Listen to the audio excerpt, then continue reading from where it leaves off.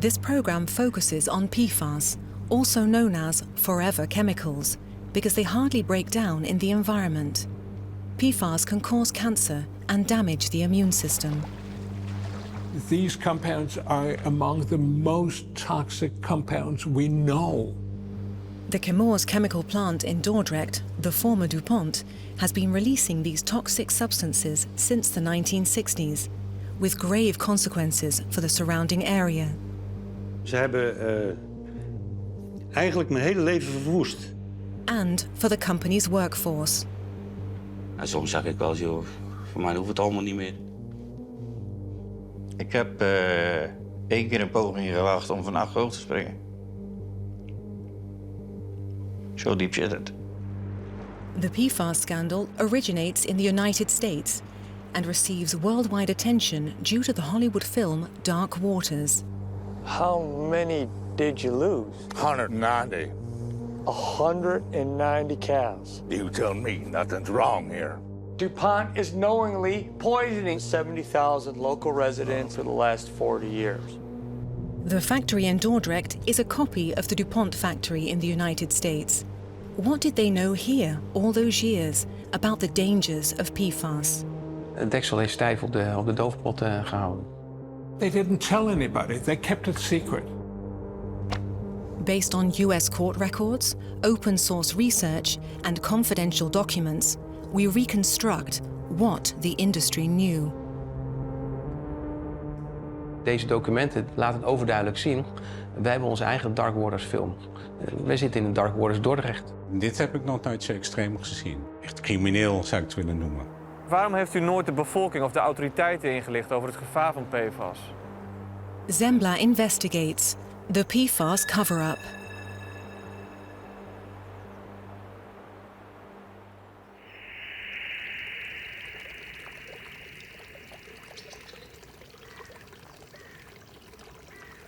Dit is de grote boosdoener. Dit is een sloot waar alle regenwater, overal, van alle daken, hier komt allemaal deze sloot uit. En daar haalde ik mijn water vandaan om de plantjes water te geven.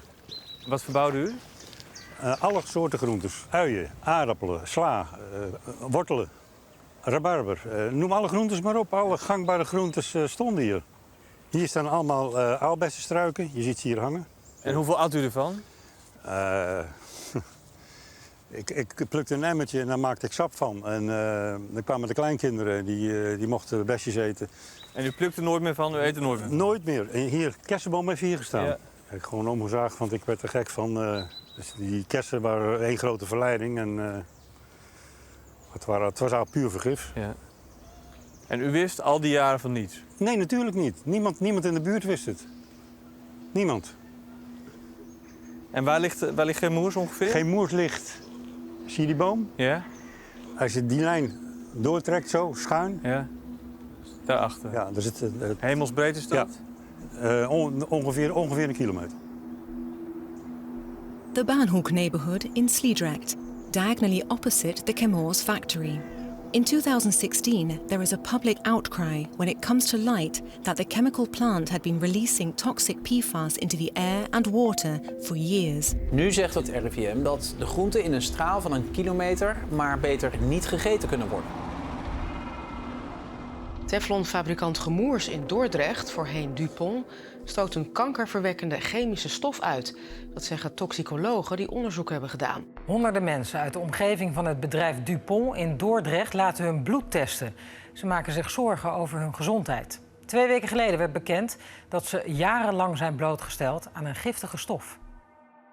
Ik heb hier de testresultaten van mijn bloed, gedateerd 23 maart 2017. En ik heb ze hier ook van mijn vrouw, maar van mij was het belachelijk hoog. 157,9. The level of PFAS in Ted van der Vlies's blood is dozens of times higher than the safety standard. His wife's level is also much higher. For almost 40 years, they ate fruit and vegetables from their garden and eggs from their own chickens, another major source of PFAS. We hebben er nooit Nee, nooit niet bestil. Want je neemt aan dat de overheid of de gemeente ook de veiligheid van burgers een beetje beschermt. Ja. En dan krijg je berichten, ja, er is niks aan de hand. En dan nemen we aan dat dat waar is. Maar ja, nu ben je wel je vertrouwen kwijt. Ja. Dat is een ding wat zeker is. Van der Vlies is seriously ill. He has skin cancer and chronic leukemia. He is convinced that this is a result of the PFAS pollution caused by Dupont and Chemours. Ja, tuurlijk. Als je toch een bloedkanker hebt, een bloedkanker, dus en ik heb zoveel rotsen in mijn bloed. Hoe kan dat dan? Dan moet dat toch de oorzaak zijn. Ze hebben eigenlijk mijn hele leven verwoest. Nou, ja. Ik ben doodmoe altijd. Ik loop met die rotziekte. Is het geen verwoesten? Zeg het maar. To get a better understanding of the situation, we have to go to the state of West Virginia in the United States. Here in Parkersburg, Dupont uses a site next to the land owned by farmer Wilbur Tennant as a dumping ground, which has serious consequences. Tennant captures this video footage in the late 1990s. This is a lower pipe. You can see what's coming out of it. There's something wrong with this water. The adjacent stream, from which his cattle drink, begins emitting a foul stench, and a thick layer of foam is floating on the surface. I've taken 2 dead deer and 2 dead cattle off of this ripple right here. I'm worried about the health of these cows. Within a couple of years, 190 of Tennant's cows die. It's the start of one of the biggest environmental lawsuits in history, led by attorney Robert Bilott. Thank you. Good afternoon. Thank you for the opportunity to testify today. The tenacious attorney uncovers information spanning more than 2 decades that would likely have remained concealed. The public may only now be realizing the scope of this problem, but the companies that manufactured these chemicals have been aware of the risks for decades, but failed to alert the rest of us. Crucial to the case is Bilott's discovery that Dupont, as well as the chemical company 3M, worked for decades with the poisonous chemical C8, now better known as PFOA. 2 major corporations have agreed to nearly $700 million settlement in water contamination. Last year, we told you how a chemical known as PFOA was discharged into the Ohio River by the Dupont Chemical Company in Parkersburg, West Virginia. The company had a plant in West Virginia that contaminated the area's drinking water supply. And those affected by it, over 3,500 different lawsuits, had developed certain types of cancers. In this particular case, the plaintiff had developed testicular cancer that was directly linked to DuPont's C8 chemical. C8 is toxic. It can cause cancer, birth defects, organ failure, and many other illnesses. DuPont has been producing Teflon since the 1960s for products such as pans and medical equipment, basically for anything that requires resistance to water, heat, and dirt. The chemical industry is a growing one, growing by leaps and bounds. For that purpose, they've been using PFOA all these years, an extremely dangerous PFAS compound. What we're talking about here is that very, very low concentrations of PFAS can be toxic. Professor Philippe Grandjean is widely regarded as an international authority in the field of PFAS and their impact on health.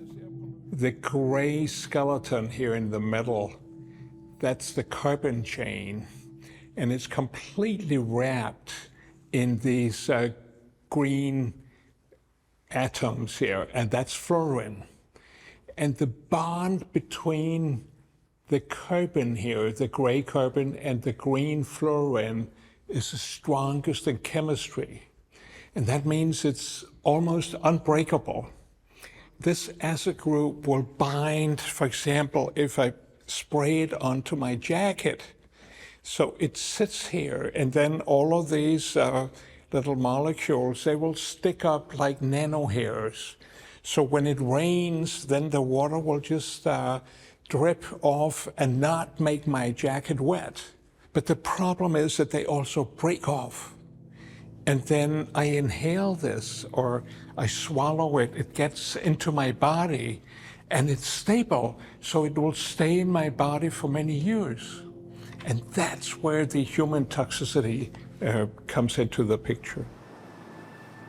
The increasingly stringent safety standards for PFAS in Europe and the United States are largely based on Grandjean's research.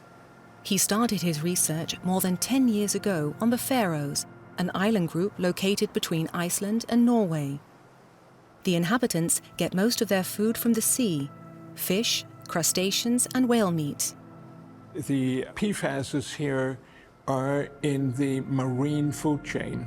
It comes with the Gulf Stream, and it may come from releases from the Netherlands that go into the North Sea, and then it may pass with the Gulf Stream to the north and hit the waters around Norway, Faroe Islands, Scotland, Iceland, and therefore harm the food chain that the Faroes rely on. Grandjean is conducting blood tests on young children here. His findings are alarming. There was a range of concentrations of PFAS and PFOA in the blood of these children. And when the PFAS or PFOA was doubled, when it was increased by a factor of 2, the child would lose 50% of the antibody toward the vaccine, meaning that the child was not responding appropriately, optimally to the vaccination. And the more PFAS and PFOA they had in their blood, the greater the risk that the vaccines had not worked.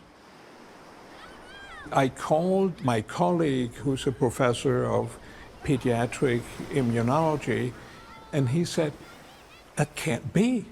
Are these children exposed to ionizing radiation, or are they taking cancer medicine?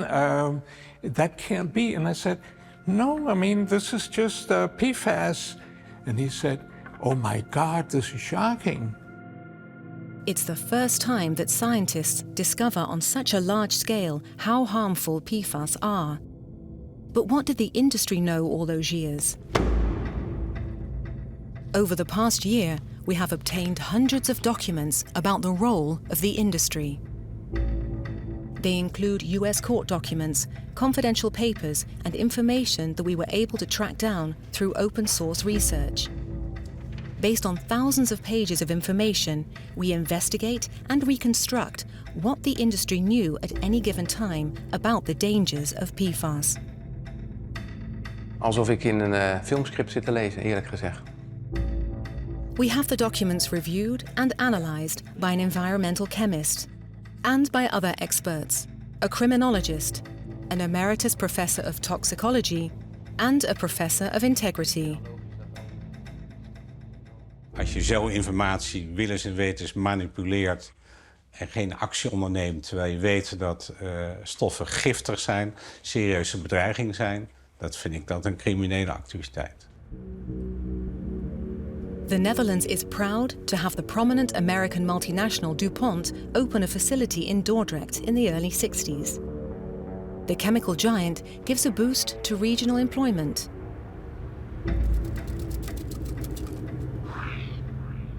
But when Prince Bernhard opens the plant in Dordrecht in 1962, DuPont's headquarters in the US is already concerned about the toxicity of Teflon. DuPont had conducted tests on rats and discovered that there are adverse effects. Even a low dose of PFOA causes liver enlargement in the rats.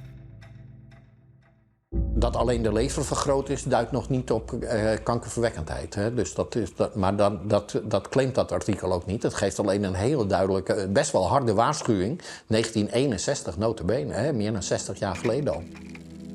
It's worth noting that as far back as 1961, DuPont issues an internal warning that PFOA must be handled with extreme care, and that contact with the skin must be strictly avoided. Nou ja, vooral dat met de huid, hè, dan denk je juist aan arbeiders in de fabriek natuurlijk. Je kunt je zo goed beschermen als je wil, maar je wordt er soms aan blootgesteld natuurlijk. Hè. Er zijn verhalen van mensen die het over hun hoofd kregen en dergelijke. Ja. Alles was opengebroken, zeg maar, die leidingen leeg. En in één keer stroomde het achterover over mijn hoofd heen, zeg maar, uit een opengemaakte leiding. En hoe reageerden ze daarop? Ja, heel simpel, van onschuldig spul, het is gewoon shampoo, meer is het niet. En zo zien ze het in de taffelfabriek allemaal eigenlijk. Ze zeiden heel makkelijk, ja, tafel kan je gewoon opeten. Dat zeiden ze? Ja, dat zeiden ze gewoon, tafel kan je gewoon opeten. Dat is niet gevaarlijk voor je lichaam. Het enige wat gevaarlijk is, zeg maar, waar je ziek van werd, als je het ging verbranden. Theo van Ballengooien has been unable to work since 2010. He has prostate cancer and suffers from chronic inflammation. Ik ben altijd moe. Ik heb heel veel last van mijn ogen. Nou, lopen kan ik niet echt meer. Mijn lichaam is gewoon op eigenlijk. Theo worked for Dupont in Dordrecht for almost 35 years. He and his wife are now pursuing legal action against the company, holding them accountable for his illness. U bent ervan overtuigd dat er een verband is tussen zijn ziekte en het werk dat hij heeft gedaan? Ja. Daar twijfelt u niet aan? Nee, geen moment. Nog geen seconde. En soms zeg ik wel eens, joh, voor mij hoeft het allemaal niet meer. Ja, hij is gewoon moe. Hij is gewoon op. Returning to the 1960s, as Dupont recruits employees in the Netherlands with the goal of helping to build a better world, a decision is made in the US in 1966 that Teflon cannot be discarded in the city landfill anymore. Instead, it is designated for disposal at sea. Clearly, environmental health was not a priority matter to the producers.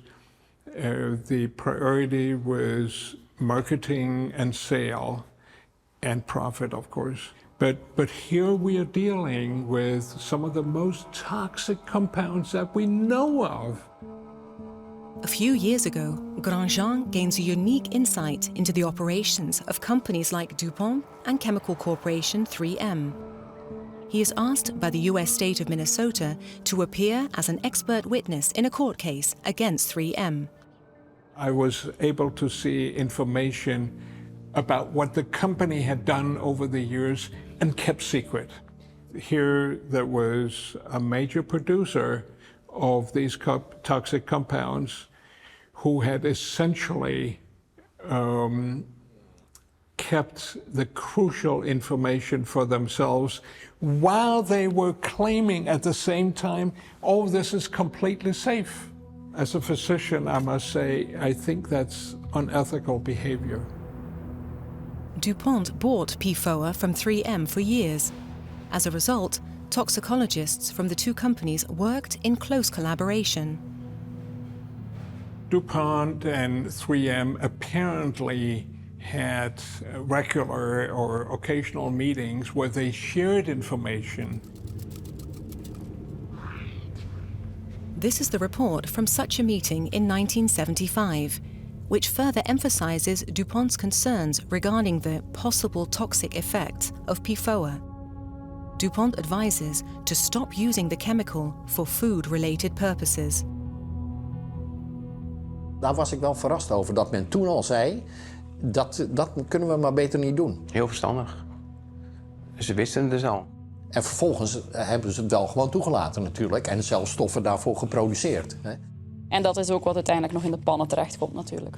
En ook nog wel in voedselverpakkingen en pizzadozen en wat het ook allemaal mag gaan zijn. Het zit bijvoorbeeld in bakpapier, het zit in vormpjes van cupcakejes, het zit in met name fastfoodverpakkingen, pizzadozen. Nou, dat is al die jaren, hè, dus dan praten we al 50 jaar zeg maar, gewoon doorgegaan. Zoals ze hier zeggen, doen we niet meer. Precies, ja. En ze zeggen het terecht, maar ze geven er geen enkel gevolg aan. The negative effects of the chemical are reconfirmed in the late 70s, when 3M conducts tests on monkeys. Je doet niet zomaar een apenstudie. Dus het betekent al dat men meer kennis wilde genereren over effecten van deze stof op mensachtigen. Men was er onbezorgd. In one of the studies, the monkeys are given 4 different doses of PFAS. The study is originally intended to run for 90 days, but is discontinued after just 20 days because all 16 monkeys have died. The higher the dose, the faster the monkeys die. Ja, dat is echt heftig ook om te lezen. Je ziet het bijna voor je, moet ik zeggen. Binnen 20 dagen liggen al die apen op hun rug. Zelfs bij de laagste dosering. And in one study, they found that there were severe effects on the immune system in the monkeys. But the company decided this should not be published. En dat je daar dan niets mee doet of geen vervolg aan geeft of niet naar een overheid gaat, vind ik, dat is echt, dat is niet te accepteren natuurlijk. Nee. Today, we understand the immune system is very, very sensitive to PFAS and PFOA. And this was already known in 1978, but they didn't tell us. And so we lost time there. A few months later, a DuPont employee responds to the research 3M carried out on the monkeys and rats. In this letter, she confirms that there are negative effects related to exposure to PFOA. Dat iemand de moeite troost om dat in een handgeschreven briefje te doen, dat maakt het voor mij directer. En het is ook een van die handgeschreven briefjes. Daar is iemand ook, verwijzen ze ook naar dat een aantal van de resultaten niet helemaal uitgelegd worden. En dat zij vindt dat er toch een andere interpretatie aan moet verbonden worden. Of in ieder geval een betere uitleg moet worden gegeven. At the bottom of the letter is written in capital letters, "Only tell those who have a need to know." They did not involve the authorities. They did not involve outside experts. Dit is dus ook typisch onderdeel van de doofpotcultuur. Ik heb ook 1 document gezien, dat was vrij uitvoerig, waar alle informatie in stond over PFOA. En op de eerste pagina stond ook: "Please return your copy to me for destruction." Dus dat is het, ja, zorg dat ik het terugkrijg, want ik wil zeker weten dat het vernietigd wordt, dit document. Wat zegt dat? Ja, doofpot. In July 1979, a phone call takes place between DuPont and 3M. This is the report from that conversation. At that point, they know the results of the animal tests, but they still claim there are no adverse health effects. Dat noem ik een Kafkaeske redenering. Ze weten dat er wat aan de hand is. Dus ja, dan kun je wel zeggen dat er geen gezondheidseffecten zijn, maar dat is gewoon niet waar. We learn that they decide not to report this information to the authorities. I would think that the US EPA, the Dutch authorities, the EU authorities, etc., I think that they would have liked to be told that information. And in fact, American law would demand that the company report this. So they essentially broke the law by keeping this secret. Meanwhile, the industry continues to study the dangers of PFOA. A new rat study shows abnormalities in the eyes of the rat fetuses. Als je zulke specifieke effecten ziet, ja, dan is het echt een specifiek werkende stof. En je ziet dus niet alleen oogafwijking, maar je ziet ook carcinogeniteit, je ziet effecten op vruchtbaarheid, op nageslacht. The effects on unborn children cause particular concern at DuPont regarding the women who work with the chemical in the factory. The medical director writes in 1981 in an internal memo that at the time 50 women are exposed to the chemical in Parkersburg and an undetermined number in Dordrecht. Waarbij zelfs wordt geconstateerd dat er PFOA zich heeft opgehoopt in het bloed van baby's. En dat vind ik ook wel vrij shocking om te lezen. 2 days later, the medical director writes that pregnant and fertile women will be removed from exposure to PFOA. This also applies to the women in Dordrecht. Het feit dat zwangere vrouwen worden gemonitord, ja, dat is natuurlijk al super zorgwekkend. Men weet dus dat het effecten zou kunnen hebben. Men is daarin geïnteresseerd. Men houdt die vrouwen in de gaten. Maar ook het nageslacht. Er wordt ook gekeken naar kinderen. En er wordt specifiek gekeken naar of er ook kinderen worden geboren met afwijkingen. 2 of the 7 children born recently to women working in Parkersburg proved to have birth defects. There was one woman who had a child with a facial malformation.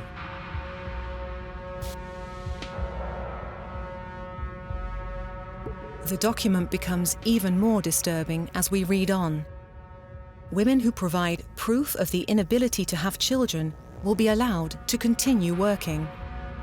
Hier kom je wel echt in een beetje, ik zou zeggen, bijna manipuleren van je medewerkers. Dat je zegt, nou ja, weet je, we weten eigenlijk dat er wat aan de hand is, maar ja, we hebben arbeidskrachten nodig. Dus nou ja, laten we dan vooral maar degene nemen die geen kinderen meer kunnen krijgen. Ja, dat is toch eigenlijk bizar. To make matters worse, Dupont informs its employees that there is nothing to worry about. It claims something went wrong in 3M's lab during the rat study.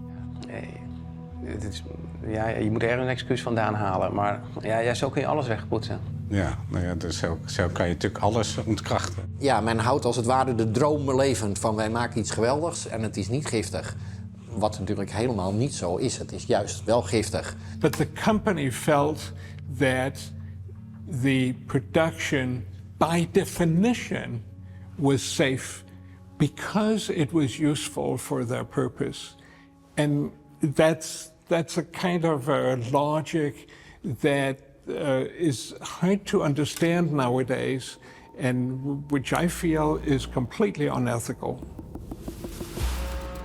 On March the 1st, 1982, Dupont informs its workforce that all employees can resume work on the Teflon line. Ja, kun je dat voorstellen? Je werkt met een stof in enorme hoeveelheden. En je weet dus dat het allerlei effecten heeft. En je denkt, nou laten we die vrouwen toch maar in de gaten gaan houden. Maar die vrouwen blijven toch wel werken in je fabriek. Je neemt daar toch echt bewust het besluit om je mensen in gevaar te brengen. Wie doet dat? One of the most sensitive documents we obtain is the report of a meeting of DuPont's management at the head office in Wilmington in May 1984. Voor mij is dit eigenlijk het meest indringende document wat ik zie. Daar blijkt zo uit dat het alleen maar gaat, wij zijn bang om aansprakelijk te worden gesteld. En daar moet onze hele strategie op gericht worden. DuPont's management already concludes in 1984 that if they do nothing, they could be held incrementally liable. Hier beginnen ze toch te voelen dat ze misschien wel heel erg klem zitten. DuPont even puts in writing that at this point they have already been liable for the past 32 years. Ja, dus ze weten het. We are already liable for the past 32 years of operation.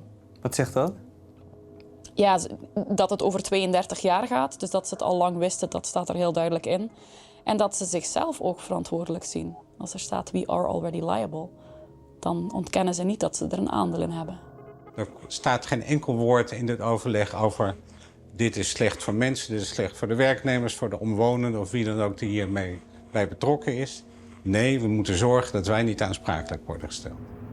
The document concludes that DuPont must ultimately eliminate all C8 emissions, but in a way that does not economically penalize the company. Ja, dat komt er ook nog een keer bij. Zo van, we willen wel wat anders, maar het mag geen geld kosten. Hè? Dat komt er eigenlijk op neer. Een beetje schizofreen als je zegt, we moeten echt heel belangrijke andere stof, want er is een noodzaak toe. Maar het mag geen economische schade berokkenen. Nou, dat is niet realistisch. Dan weet je eigenlijk al dat je die stof blijft gebruiken. Ja, zeker. Dat is wat ik zeg. Ja. And that's exactly what happens. DuPont only stops using this dangerous chemical in 2012, when the government introduces strict regulations for PFOA. Maar ook pas daadwerkelijk toen het ook echt verboden was. Daar heeft men dan zeg maar iets van 30 jaar over gedaan. In 2015, part of Dupont spins off to Chemours, a split that, according to experts, does not happen without good reason. Het is iets wat we in Amerikaanse procedures ook nog wel hebben gezien.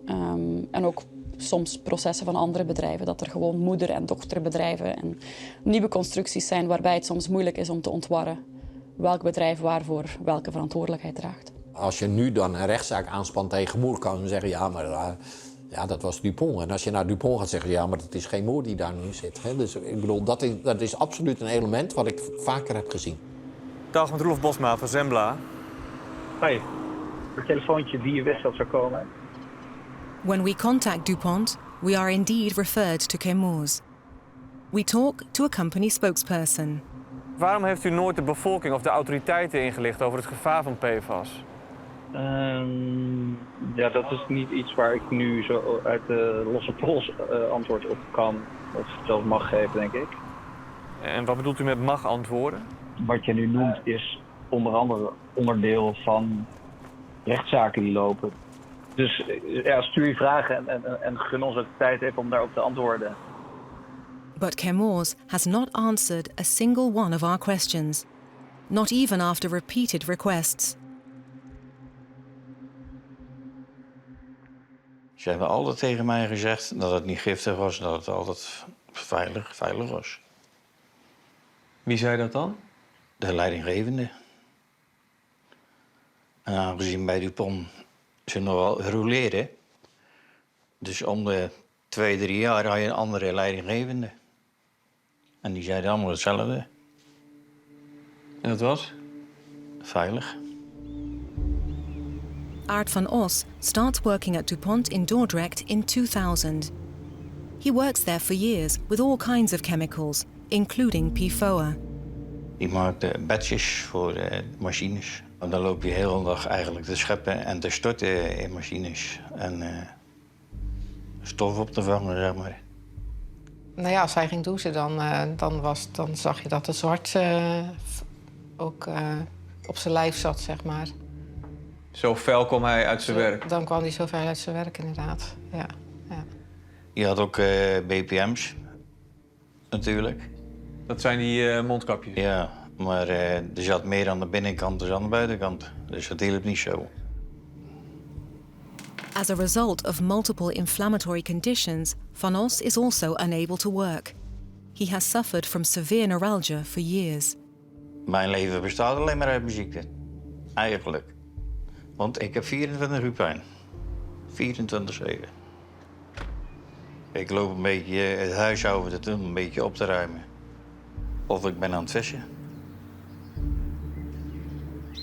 Als ik aan het vissen ben, als ik een grote karp eraan heb, moet ik mij wel eens overgeven. Omdat ik het gewoon niet aan kan. He too firmly believes that his illness is the result of his work at Dupont. Ja, 100%. Ik durf mijn handen voor het vuur te steken. Ik zou niet weten waardoor het anders zou komen. Want als iemand meer dan 12 of 14 jaar stof inademt, zo zie ik het. Ik denk dat het daardoor gewoon komt. Dan kan het niet anders. Ik ben nooit ziek geweest eigenlijk voor de rest. En eind jaren 80 krijg ik die rommel over me heen. We beginnen allemaal van die gekke symptomen te krijgen eigenlijk. Ogen, mijn lichaam, mijn zenuwstelsel, zeg maar. Dan weet je eigenlijk gewoon 99% zeker dat het van die stof komt eigenlijk.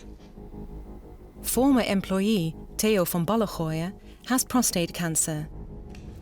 We discovered that type of cancer is already linked to PFOA in 1992.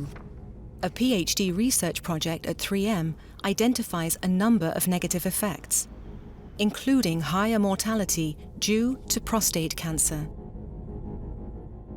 Nee, dat wisten wij niet.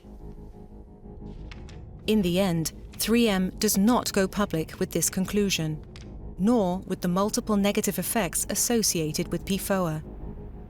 The researcher publishes part of the study under his own name. He then summarized it and shared it outside the company, and then the company silenced him instead of saying, he's right, we have made a mistake, we will share this information. Ik vind het hele patroon een maffia-achtige praktijk. Manipulatie van informatie, onderzoek onder druk zetten, valse informatie verstrekken. Onderzoeken die heel legitiem zijn gedaan, afhankelijk zijn gedaan, in diskrediet brengen. Nou, dat is gewoon een soort informatieoorlog wat er sprake is. Met als doel de reputatie te beschermen.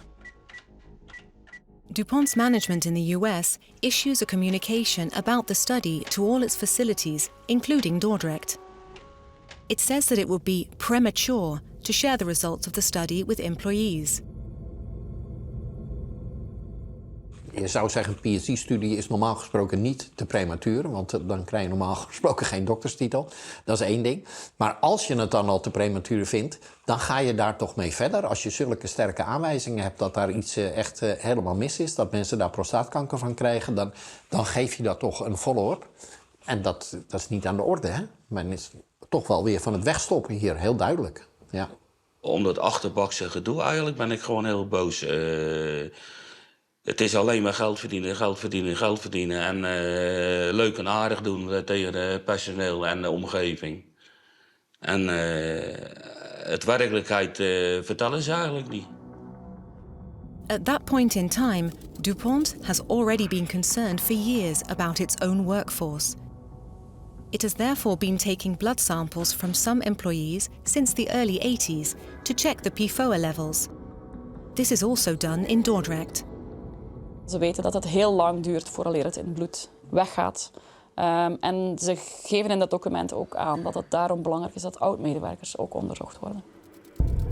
We also obtained the blood levels of employees in Dordrecht 25 years later, from 2005.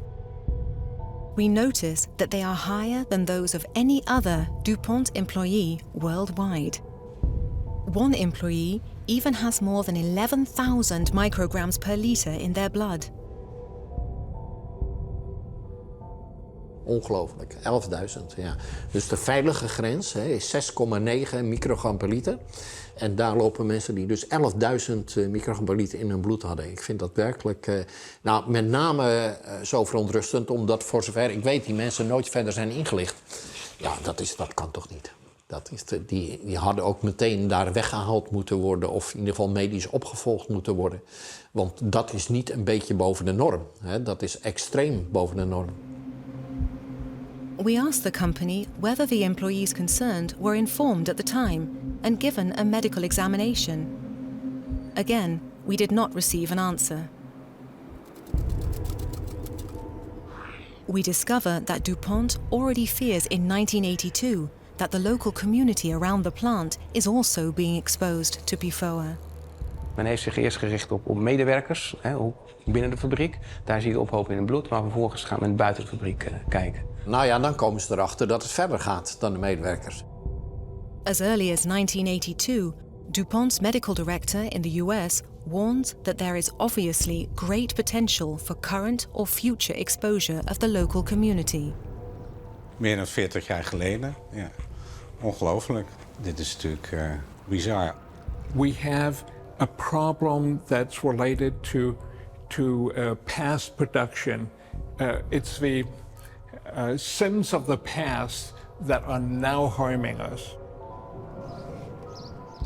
Because today, 40 years later, the PFOA pollution in the vicinity of the plant in Dordrecht is massive. During all of those years, the PFASs have seeped into the environment, into the groundwater in the Netherlands. Binnen een cirkel van 5 kilometer ongeveer is eigenlijk alles vergeven met PFOA. En dat gaat om het oppervlaktewater en om het sediment van een rivier. En dat gaat om het bloed en de moedermelk en het gaat om de grond. Overal zit het in dan. En dat begint men daar al te zien. En dan is het ruim 40 jaar geleden. Topdrukte vandaag bij deze autowasserij in Dordrecht. 400 auto's werden op kosten van Dupont gewassen. When in 1986, a residential area next to the plant is covered with hundreds of kilos of Teflon powder following a factory malfunction, the company says there is no cause for concern. Teflon is echter een onschadelijk product dat onder meer gebruikt wordt als anti-aanbaklaag in pannen. De directie van de fabriek lichtte alle bewoners schriftelijk in over de vervuiling. Ja, we zijn aardig beetgenomen. Al die tijd mooie verhalen en prachtige producten. Maar de gevolgen daarvan die hebben ze verzwegen. Arie de Ruiter has lived all his life on the other side of the river in Sliedrecht. As members of an action committee, he, along with several others in his neighbourhood, try for years to find out what Dupont is releasing into the air and water. Dit is de rivier van Dupont. Als afvoerkanaal van Dupont. Het is gewoon smeerlaverij wat er al die tijd gebeurd is. En dat kunnen we niet meer terugdraaien. The discharge and emissions were permitted by the government at the time. Dat de vervuiling er is deels omdat het vergunde vervuiling is. Het is niet dat het bedrijf alles buiten zijn vergunning heeft gedaan. Het mocht. Als je kijkt naar de jaren 90, ja, dat gaat om tientallen duizenden kilo's per jaar naar het water en duizenden kilo's per jaar naar de lucht. Er zijn bepaalde lozingen toegelaten. Vaak omdat er op dat moment nog geen wetgeving was die stoffen reguleerde. Maar niettemin mocht dat bedrijf die activiteiten verder zetten. Clearly, the government can't do very much if the industry is not reporting the required information, and therefore the ball is really in the industry's court. Als een chemische fabriek wat moois maakt, dan wordt er niet gekeken van hoe komt het tot stand en wat voor afval krijgen we ervan. De Ruiter's Action Committee checked the company's permits and annual reports and was invited to a meeting with Dupont every 6 months. En is die in al die gesprekken ooit over PFAS gegaan of over PFOA? Nee, nooit. Daar zijn wij ook later pas achter gekomen. Dat werd jullie ook nooit verteld als jullie met hem om tafel zaten? Nee, natuurlijk niet. Nee, wij hebben achteraf het gevoel gekregen van ze zitten te praten en te vragen en ze willen weten of dat wij dat PFAS weten. Dat is daarom geweest. Ja, dat gevoel hebben wij sterk gehad. All the while, Dupont here in Dordrecht is well aware of what's going on in the area, as the documents in our possession show. In the early 1990s, the head office in the US wants to get a clear picture of the situation in Dordrecht because it's deeply concerned about the spread of PFOA outside the plant. The US medical director feels that this problem should be given the highest priority. Experts from the head office therefore pay regular visits to Dordrecht. Ja, en dat hoofdkantoor stuurt eigenlijk, wij mogen niet aansprakelijk worden gesteld. Daarmee wordt de hele Amerikaanse, laat ik maar, claimcultuur naar Nederland gebracht. We discover that Dupont already detected PFOA in the groundwater under the plant and in the immediate vicinity 30 years ago. Men realiseert zich dat grondwater dat het de bron is voor de bereiding van drinkwater in Dordrecht. In Dordrecht zijn allerlei drinkwaterputten en dat drinkwater wordt gemaakt uit grondwater. Dupont is extremely concerned about the contamination of the drinking water. Dat klinkt heel bekend, omdat het ook een van de zorgen is die waterbedrijven vandaag hebben. 30 jaar later? Ja. Eigenlijk voorspelt hij daar al wat er 30 jaar later kan gaan gebeuren. Ja. Momenteel zitten de waterbedrijven er ook mee dat ze PFAS uit het water moeten halen. One of those drinking water supply companies is right next to the plant. Je zou zeggen, wie verzint het? Dat is toch ook een idiote situatie natuurlijk, hè? Ik drink sowieso niet uit de kraan. Nee. Ik vind het wel erg genoeg dat ik moet douchen eronder. Ik heb flessen water in mijn kast staan. Het water is natuurlijk niet goed. Dus inderdaad heb ik een waterzuiveraar aangeschaft. Ja. Je vertrouwt het eigenlijk niet? Nee, dat klopt. Dat klopt. It's not until 2016 that the government introduces a standard for PFOA in drinking water. we discover that DuPont had already implemented its own drinking water guideline for the chemical 30 years ago. Als je dat doet, dan weet je dat het gaat om een heel giftige stof die je vooral niet via drinkwater moet binnenkrijgen. The concentrations the company finds in the groundwater in Dordrecht in the mid-90s are no less than 75 times higher than their own drinking water guideline. Ik zou zeggen grote schrik, hè? Maar ze komen erachter dat het dus in Dordrecht in feite nog erger is dan in Amerika, in hun fabriek dan, ja. A specially appointed Dutch coordinator writes in 1994 that an involuntary landfill has formed under the Teflon building. Sewage pipes break or leak. Consequently, large quantities of the toxic chemical are present under the building.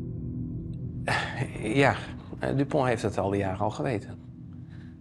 En ja, sterker nog, ze hebben echt het grondwater goed gemonitord. En ze hebben ook een heel grondwaterbeheerssysteem op een gegeven moment aan laten leggen. Om te zorgen dat de verontreiniging die aanwezig is onder een terrein in Dordrecht niet zich verder gaat verspreiden. The coordinator warns in 1994 that the groundwater contamination is very hard to control and that this could have serious liability consequences. Daar is natuurlijk geen vergunning voor. Kijk, de overheid had, ja, achteraf zeg je hoe is het mogelijk, maar die hebben gewoon vergunning gegeven om 10.000 tot 20.000 kilo gemiddeld per jaar in de Merwede te lozen. Daar hoefden ze niet bang voor te zijn, want dat mochten ze gewoon doen. Dus dan konden ze zeggen, wij doen niks illegaals. Maar als je het grondwater verontreinigt, zonder dat je er verder wat over zegt, terwijl je het wel weet, ja, dan ben je echt wel, dan ben je wel illegaal bezig. Natuurlijk, dat kan niet. En dat leidt tot natuurlijk problemen als dat bekend wordt. Ook dat eufemistische taalgebruik, het is moeilijk te beheersen.